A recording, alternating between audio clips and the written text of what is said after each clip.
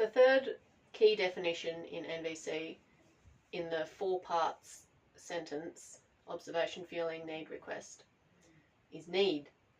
This is absolutely the most fundamental core part of nonviolent communication. This is what makes it NVC, is the concept of valid universal human needs.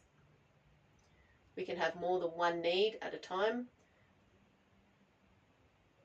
The word need can be a trigger word for some people because it can sound like, oh, I'm too needy, I have too many needs.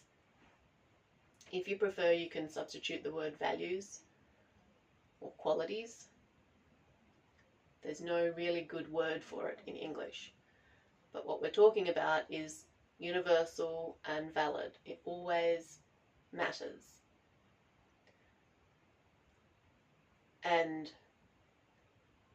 the differentiation we're making here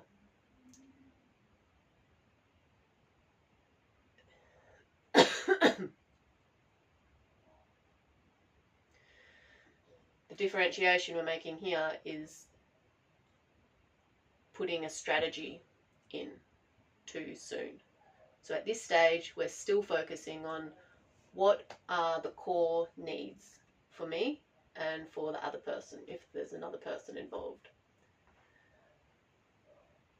And we don't want to skip this step because this is the key part that will help us to find the most effective way to get our needs met. If we don't know what our needs are, we can keep chasing strategies and not understand why they're not working.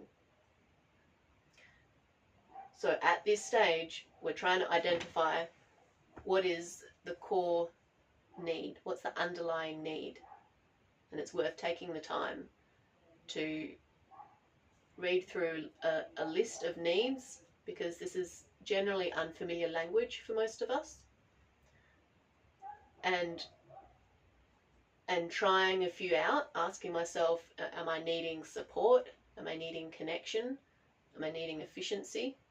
Until we find one that makes sense to us, where we think, oh yeah, it's that.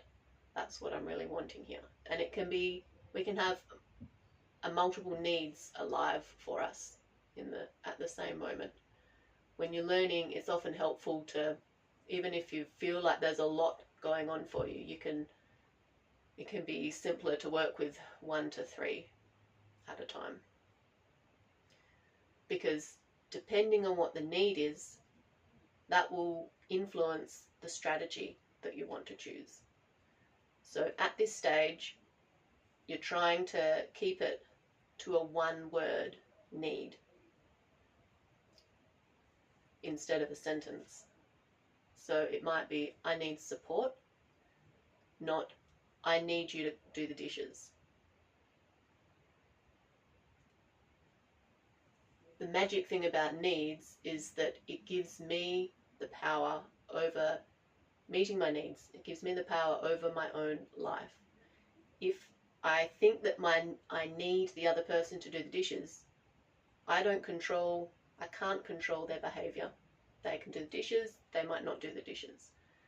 And that leaves me in a situation where if they don't do the behavior, the action or the strategy, I feel like I can't get my needs met. If I can identify that my need is for support, doing the dishes is just one way to get that. There could be other ways. There's lots of other ways that I can get my need for support met. So take the time to find out what is the need that's alive for me right now.